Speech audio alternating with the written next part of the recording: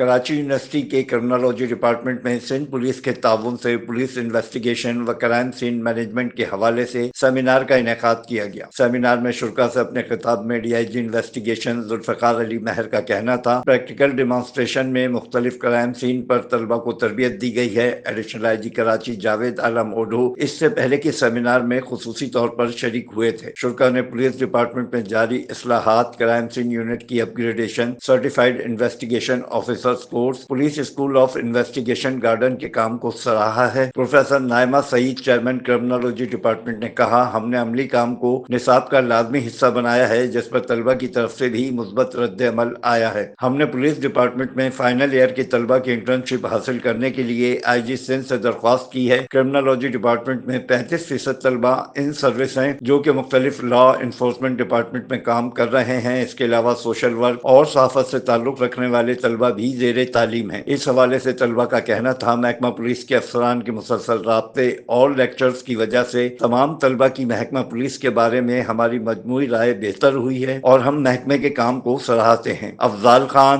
C110 news, Karachi. C110 news, خبر کی اصل خبر۔